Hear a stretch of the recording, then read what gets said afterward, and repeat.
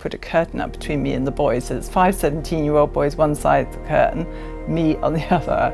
And they kept peeking, and I was like, I've had enough of it. So I pulled it back, stood there in my bra and pants and just went, now will you F off? And the guys are like laughed and laughed. They said, now we know. It's like, okay, we won't mess around anymore. To be the first female firefighter, yeah, what a feeling. I didn't know that I was the first or hailed as the first. At the time, the press were everywhere. So I was just a young woman. I was 17, just wanting to get a job, and I didn't want to stand out, and there I was in the press, on the radio. But I did think, gosh, if I fail, what will happen to the brigade? Because I don't see any other women anywhere. Some of the men in some of the stations in Norfolk were a little bit, you're a publicity stunt, you won't last, and they're just here to make the brigade look good. And it hurt. I'd be crying when I was driving home. It just kind of gives you more energy to keep going when things are difficult. You get to a point you think, I know I can do this. I went to one of the other stations, and out of the blue, a chap who doesn't know me, he said to me, well, if you come on station, my wife said I'm not allowed to speak to you, and kind of turned his back.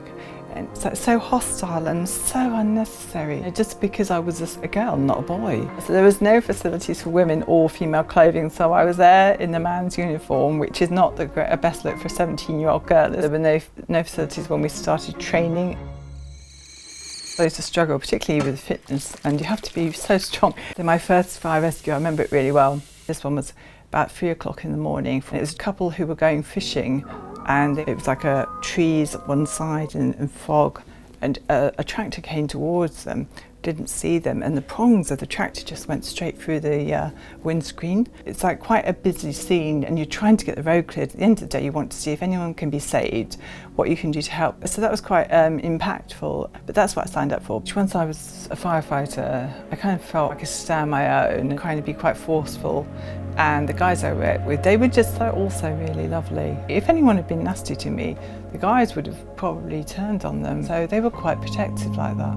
I do believe it gave me an enormous amount of strength, of character, to kind of navigate the world as I have done. I was a strong person going into it, but it's taught me so much. I can travel anywhere.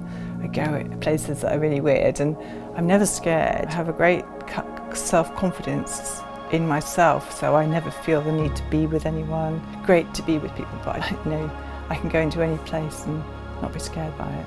I've had a few people now reach out, and they've said your story meant so much to me because it helped me with my journey, whether they were worrying about being able to be a firefighter or whether they were halfway through their training and struggling. It kind of gave them a positive, kind of boost to be able to keep going.